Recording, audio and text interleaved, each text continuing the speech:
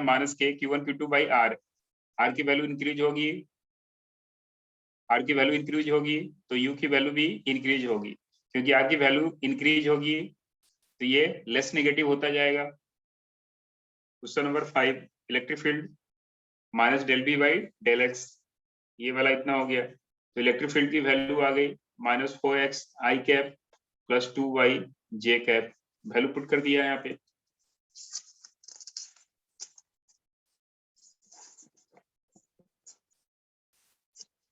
अब यहाँ देखो, चार्ज को देंगे तो सिर्फ आउटर सरफेस पे डिस्ट्रीब्यूट होगा, अंदर तो जाएगा नहीं, तो अंदर इलेक्ट्रिक फील्ड जीरो है, electric field zero, inside electric field zero है, इसलिए इंडक्शन नहीं होगा। Gauss law, total flux is equal to P enclose by epsilon naught. इस हेमिस्फीयर को क्लोज कर देंगे, ये हेमिस्फीयर को क्लोज कर देंगे, upper half lower half, 2 half का contribution Q by epsilon naught, इसलिए 1 हाफ का Q by epsilon naught divided by 2। ये बैटरी से इसको चार्ज कर दिया है, तो यहाँ पे चार्ज प्लस CV, यहाँ पे चार्ज माइनस CV। अब डाइलेक्ट्रिक इंसर्ट कर दिया हमने, तो कैपेसिटर इक्वेशन अप्लाई करते हैं। Capacitor equation Q equal to C delta V apply करेंगे, यहाँ से डेल्टा V की वैल्यू इतनी आ जाएगी।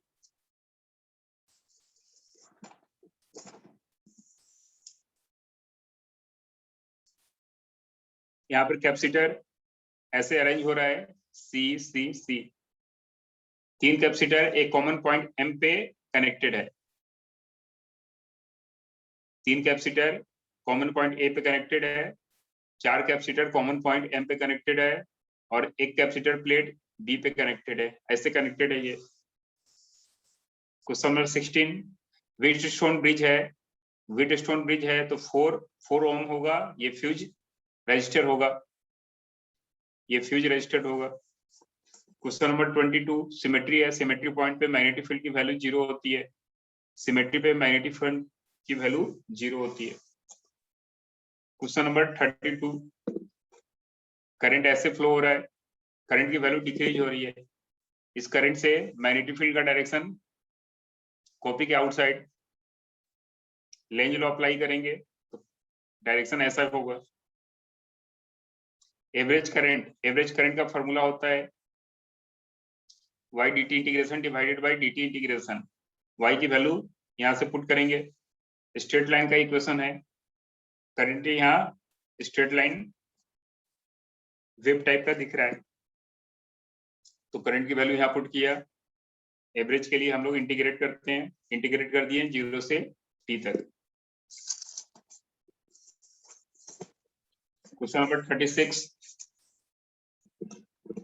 क्वेश्चन नंबर 36 में देखो, V equal to IR apply किया, V equal to IR ohm's law, यहाँ से करंट की वैल्यू आ गई, सीरीज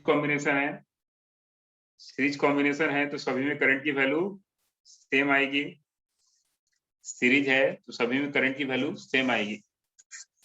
तो कैपेसिटर में ओम्स लॉ अप्लाई करता हूँ, V equal to I into R, I की वैल्यू 1/10, R की वैल्यू 1/ωc, वैल्यू पुट कर दिया, आंसर आ गया।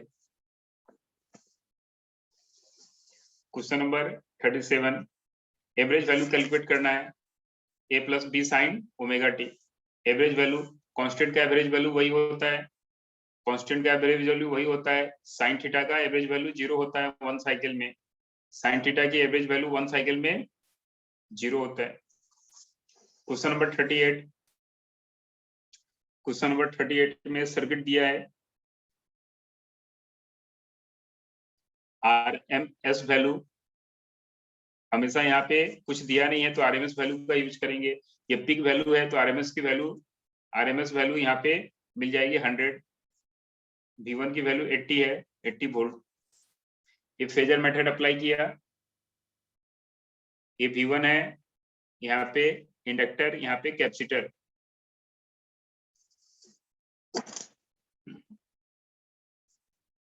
तो यहाँ से ये V ये V1, ये VL माइनस VC, तो इनका नेट आएगा V वोल्टेज। पाइथागोरस अप्लाई किया, पाइथागोरस अप्लाई किया, ये आया, वैल्यू पुट कर दिया, V2 की वैल्यू, ये V2 के इक्वल है, V2 के इक्वल है, तो यहाँ से आ गया। Question number 39, question number 39 series है, LCR सीरीज सर्किट है, इसका फेजर डायग्राम, तीनों में कॉमन करंट है, तो करंट को पहले ड्रॉ कर दिया। रजिस्टर में वोल्टेज करंट की तरफ होता है, रिएक्टेंस इधर होता है, ये नेट वोल्टेज हो गया इधर। tan थीटा लिख रहा हूँ, tan theta equal to XL minus XC divided by R, यहाँ से आगे tan फाई की वैल्यू 4/3 आ गई, तो cos फाई जिसको पावर फैक्टर बोलते हैं, पावर फैक्टर मतलब cos फाई, tan फाई की वैल्यू 4/3, तो cos फाई की वैल्यू 3/5 आ जाएगी। क्वेश्चन नंबर 41, कंजर्वेटिव फोर्स होता है माइनस ड्यू/dx, u की वैल्यू गिवन है, डिफरेंशिएट किया, इतना आ गया। इक्विलिब्रियम पे फोर्स की वैल्यू 0 होती है, इक्विलिब्रियम पे फोर्स की वैल्यू 0 होती है, फोर्स की वैल्यू 0 पुट किया तो x की वैल्यू इतनी आ गई। अब ये पोटेंशियल एनर्जी में हमने पुट कर दिया, पोटेंशियल एनर्जी फंक्शन में हमने पुट कर दिया इसको।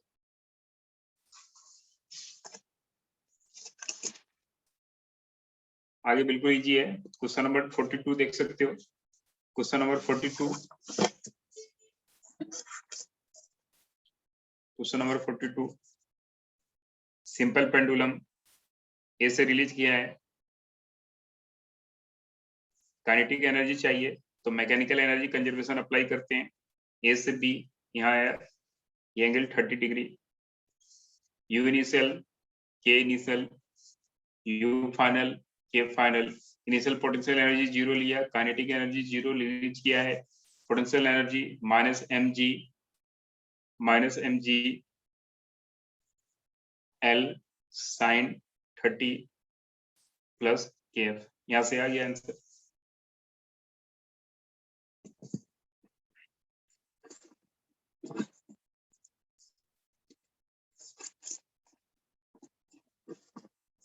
अब एडवांस वाले का,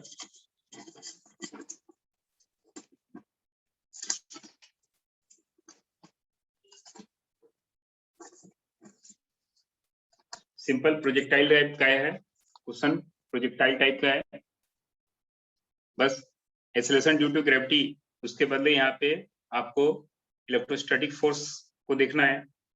टाइम पीरियड होता है 2u sin theta by g, तो यहाँ लिखा 2u sin theta by acceleration, acceleration equal to electrostatic force divided by mass, ये लिख दिया।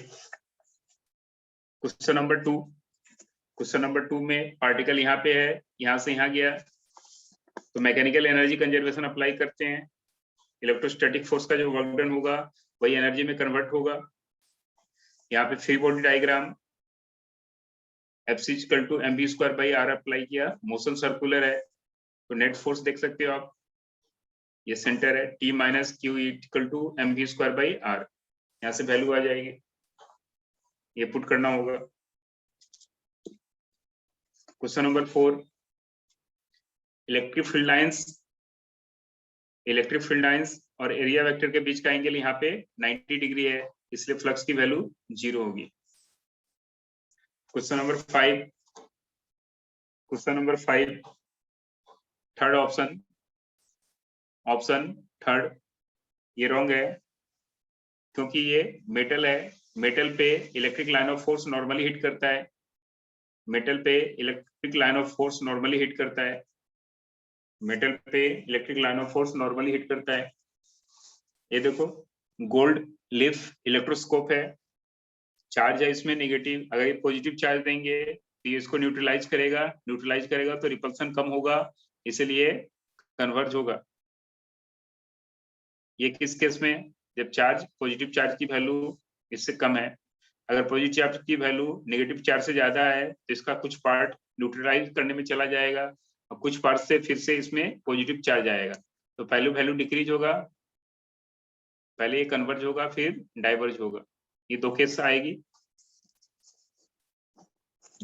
क्वेश्चन नंबर 7, डाइपोल दिया हुआ है, तो ये एक्सियल पोजीशन हो गया और एक इक्वेटोरियल पोजीशन हो गया।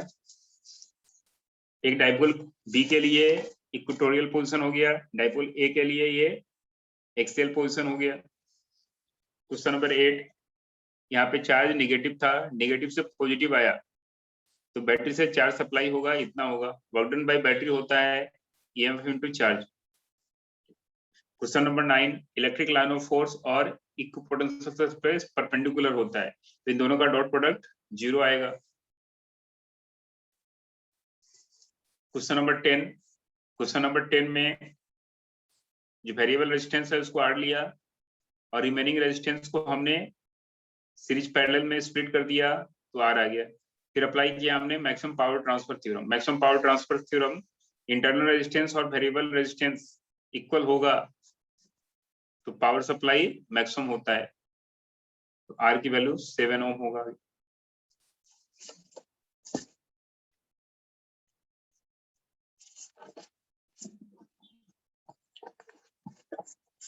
Question number 14, T equal to infinity पे सर्किट ऐसा होगा, टी इक्वल टू इन्फिनिटी पे, टी इक्वल टू इन्फिनिटी मतलब steady state, steady state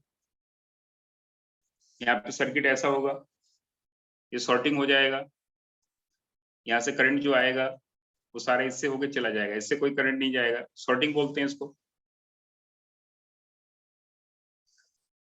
KVL apply कर दिया, किरचॉफ वोल्टेज लॉ अप्लाई करेंगे, आंसर आएगा। क्वेश्चन नंबर 15,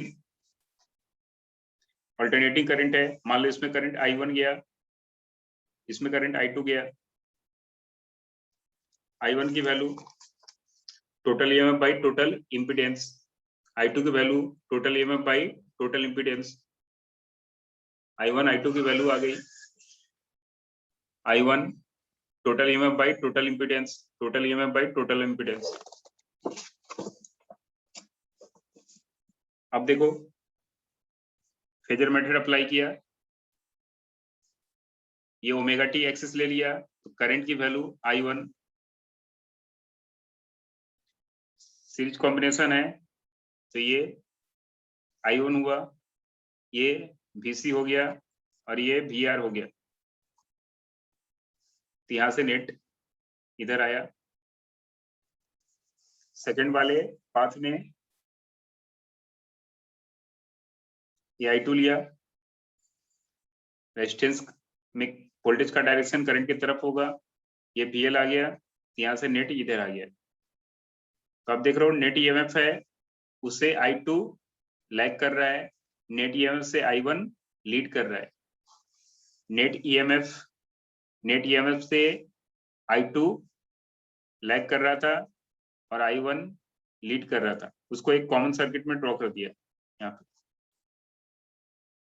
इन दोनों के बीच का एंगल 90 डिग्री है, इन दोनों के बीच का एंगल 90 डिग्री है, तो रिजल्टेंट रूट ओवर ए स्क्वायर प्लस बी स्क्वायर वाला फंडा अप्लाई किया, यहां से आ गया, ये आ गई √2i। ठीक है, तो पिक वैल्यू कैलकुलेट करना है, पिक वैल्यू इक्वल टू √2, आई की वैल्यू यहां से पुट कर देंगे, I1 I2 इक्वल है, ये वैल्यू यहां से पुट कर देंगे हम लोग, आई की वैल्यू पुट करेंगे, आंसर आएगा।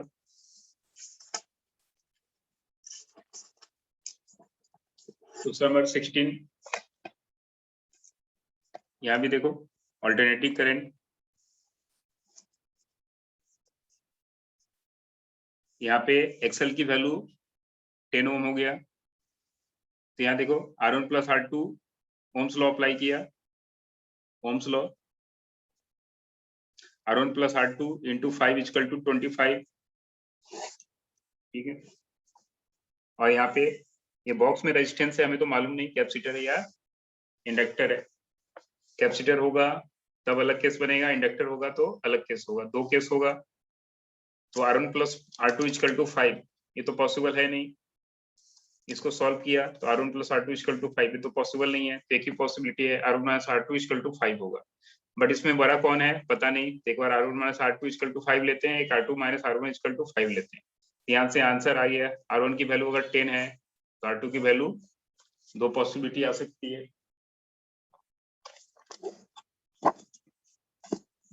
क्वेश्चन नंबर 20, फिर से हमने फेजर मेथड अप्लाई किया। फेजर मेथड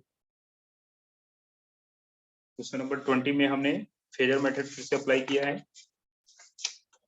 यहाँ पे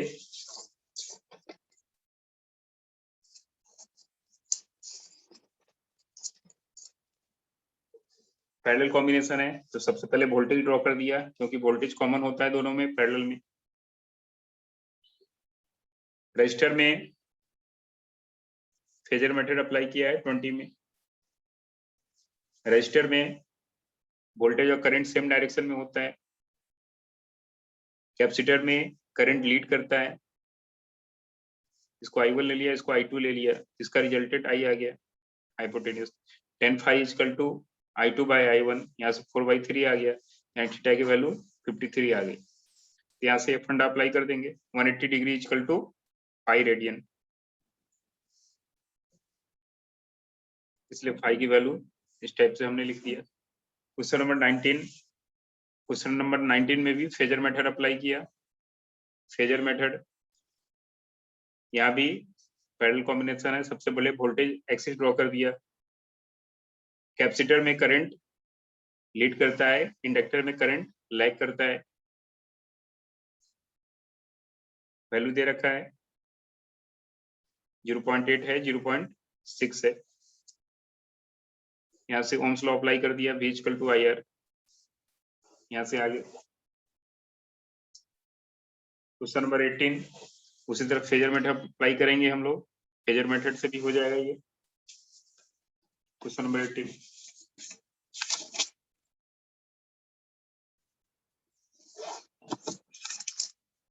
अब पेपर 2 सॉल्व करना है। पेपर 2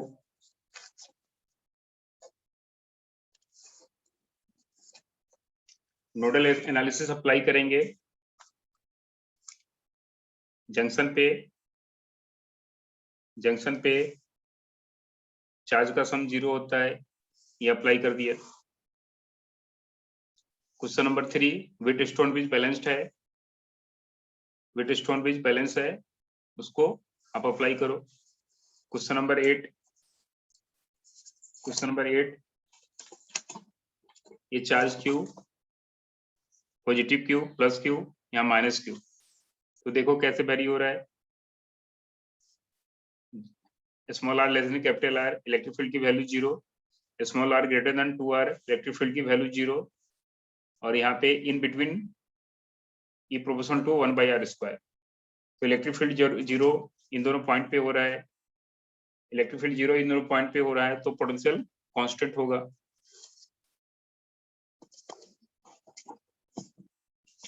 क्वेश्चन नंबर 11 मैकेनिक्स का है।